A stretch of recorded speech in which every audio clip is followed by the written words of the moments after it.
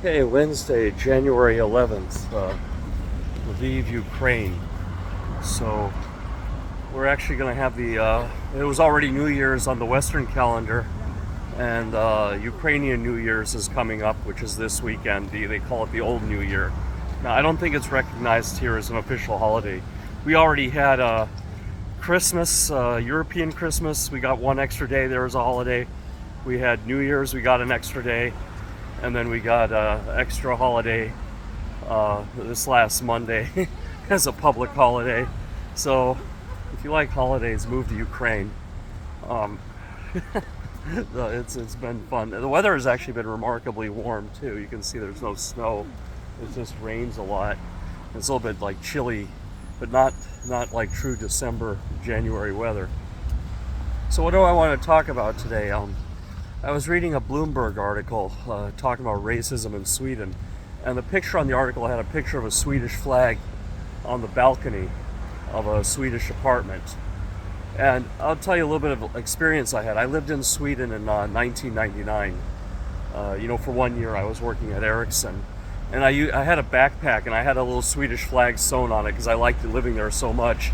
And one Swedish guy told me, Caucasian or native Swede, white Swedish guy told me if I was to wear that on my backpack, people would call me a racist and everything. But since you're dark skinned, you can do it. And I was like, what? I was like, you see Swedes wearing the flag at the Olympics. You see, in America, there's like big Swedish American community. They paint Swedish flags all over the place in Minnesota.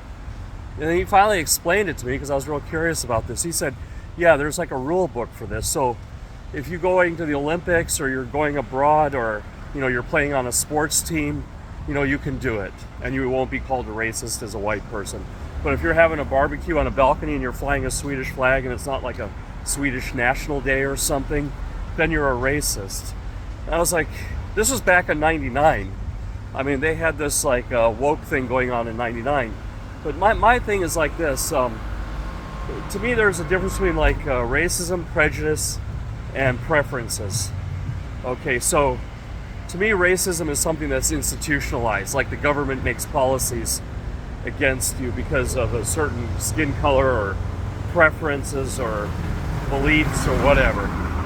That would be like institutional racism. And then prejudice is like just somebody putting that there's like a person who's a doctor, but the person is from Syria, but they refuse, even though their life is in danger, to go to a Syrian doctor because they're just so screwed up in the head, that they end up just dying because, so that's like prejudice, where you're like personal feelings get in the way of like rational thinking. And then there's like preferences, not everyone likes blonde girls, right? That doesn't mean you're racist against blonde girls. You just might have a thing for like, black-haired girls or brown-haired girls or whatever, red-haired girls. So that's like preferences. But that doesn't get in the way of your judgment. You're still able to work with like blonde-haired people or red-haired people or black people or whatever. So, but you just, on your personal time, they're not people you would hang out with. And so that's not racism. That's just people's preferences. Take that from a brown person who's lived in America, Sweden, and I'm a Norwegian citizen. There's going to always be people that don't like you, but then there's always people who do like you. And even white people go through this. There's people other white people that don't like white people, and white people that, so they don't all get along either. But anyway, I want to get back to the main point here. We cannot afford to have white Swedish people, the majority of Swedish, especially males, who are going to make up the majority of the military. Maybe that's sexist or whatever, but it's just a fact that the military is mostly male in most countries. The fighting age population, and the women too, okay, for that matter, because they are also women in the military, so why not? We cannot have the fighting age population be self-hating of their country, especially if it's a Western democratic country. Now, what refugees got to understand, or what you got to understand about refugees in Scandinavia, they are, I'll tell you first what a refugee is. A refugee is someone who's like running for their life. They're like in Syria or Iran or Somalia or somewhere, and they're being their life is in danger. They believe in something, or they are of a different tribe and they're going to be executed or tortured. They're being discriminated against. They have no opportunities. They're just systematically, lives are being destroyed. So they can apply and get status in Europe. And once they go through this application process and investigations, they get an apartment, they get a stipend, they get some courses, and a lot of doors open up to them. And some obviously are more motivated than others. Some even I've seen become police officers or open businesses and become wildly successful. And others just take that basic money every month and sit home and bitch. It's just like anybody else. You see this in America with native-born Americans, who are born there. Some can run far, but the difference is between America and like Scandinavia is that there's a basic living standard, or even in Europe in general, Northern Europe, that you get that's most middle-class people in America would envy. People working like 2 jobs and driving Uber. Just the healthcare alone that you get in Scandinavia is like the envy of all America. It's not $300,000 to born a baby. So you get all of this. Now, there's the difference between refugees and job seekers, where there's a lot of controversies. You had a lot of people just coming over. They weren't being oppressed. Their lives are just fine where they're from, but they just want to make more money. Well, you can't take all those people in. Obviously it would wreck the system. So you can only take the real refugees, the people who really, their lives would be, like I said, in danger, literally in danger, or they're, being picked up at night and taken to the police station, or they're being kept out, from a society, systematically by policy, not because of their own will.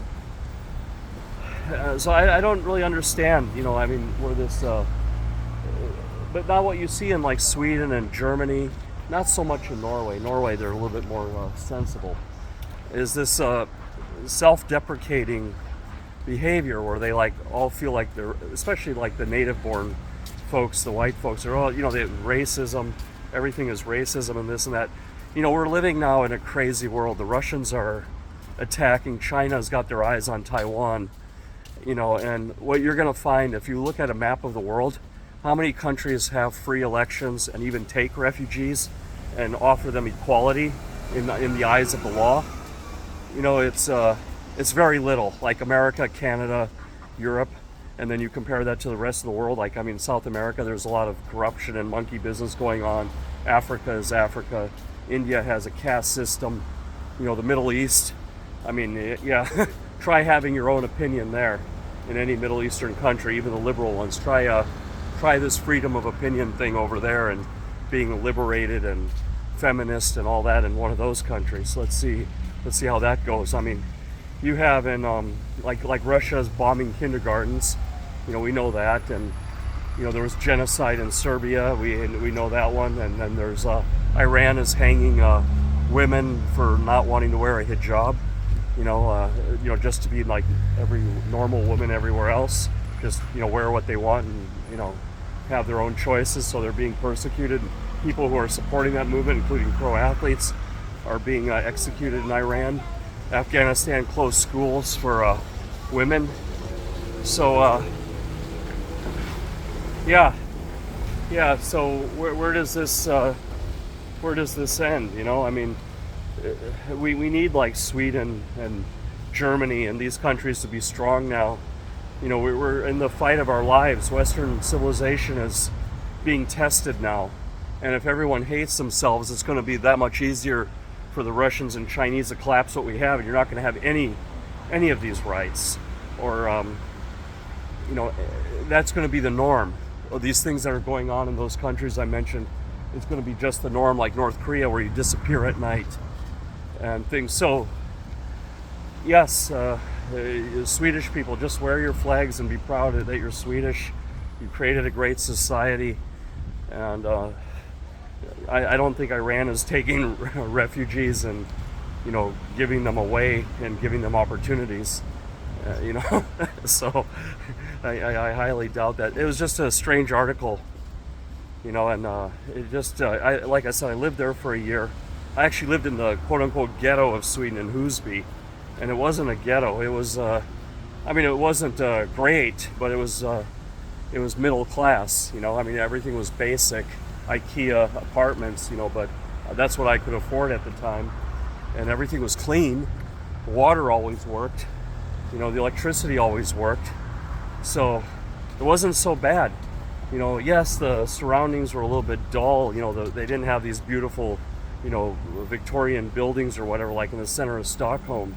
But, so what? I mean, I was saving money. So anyway, that's, yeah, and then I don't know, I'm just at a loss. Like, the world really has to pull it together because the other choices aren't that good. We have to work with what we have. No, I'm not saying that we deny the past and things that have happened, like this neutrality that Sweden had in the war, slavery in America. We definitely don't deny that. We definitely have to write about and talk about that in school, but talk about it in the perspective that we got past it and that we moved on and we learned from it, and that we have to make the country we have better because there's still a lot of bad people out there. And we just keep building and we keep iterating until we've worked out all of this injustice. And now the injustice from a policy point of view has been, all these countries have equality no matter what your race is. If you're good in IT or good in being medicine or whatever, you're going to get a job. It doesn't matter what you are. If you can speak the language, go through, you have to work a little harder. And not everyone's going to like you. Believe me, I'm a minority, and I've been a minority all my life. In America, where I lived, I was in the minority. Definitely in Norway, I'm in the minority. Here in Ukraine, very definitely. And there's people who don't like you, but then there's always people who do. So there's always a door open. And sure, it's not supposed to be like that. Everything should be ubiquitous and fair, but you can't control what other people think. The human being has a lot of variability, and that can't be controlled like a machine or something like that, like plants in a field. Like everything is the same, and that would kill the human race too if there was too much uniformity. It's a variation in human beings, different skills, different artistic abilities among people, different communication abilities that have made the human race successful, is the variation. So whenever you have variation, you're going to get some good things out of it, you're going to get some bad things out of it. And it's just everyone has to find their way. Everybody except probably the elite 2,000 billionaires in the world have these challenges in life. But for 99.99% of everyone else, or 99.39% of everyone else, it's just reality. It's not racism. But back to the main point. Germans, Swedes, you got to quit this like self-hating behavior and this flying the Swedish flag as racism. We need every Western country to fly their flags and people to understand their history and understand what their countries are about in perspective of the whole world. I mean, everything is about perspective and relativity, relative to not in absolution terms. And if you don't do this, then the countries are going to collapse from within, and the Russians and Chinese and maybe even drug cartels will impose their systems. And believe me, they will be far more racist, and far more oppressive and far more sexist than anything you've ever experienced in your life. So we're in the fight of our lives right now. This war in Ukraine is like a real defining battle for Western civilization. One of many coming up tests like China, Taiwan. We're already seeing Hong Kong is always being tested. Things going on in Iran. We really have to pull together as Western nations that have this freedom of choice values. The reason why Norwegian democracy works and Norwegian socialism works is because people love their country, so they don't try to screw it over and try to cheat it. So they can actually spend more money delivering services instead of spending money on enforcement and supervision. They don't have so much of that. Most of the money reaches the people. Where if you're in a country like America where people are trying to screw the system all the time because people don't understand where they live and how great it is, then you have to spend like half the money that was meant for the people gets spent on enforcement. I'm sure there's some, government contractors and stuff screwing the country too because they lack patriotism as well. But I mean, you know what I mean. So if you love your country and you're patriotic to your country, the country can run better and can actually deliver better services and be more democratic. So anyway, Anyway, I'm in the city center of Lviv now. Got to run some errands. So take care and have a good day. Happy New Year.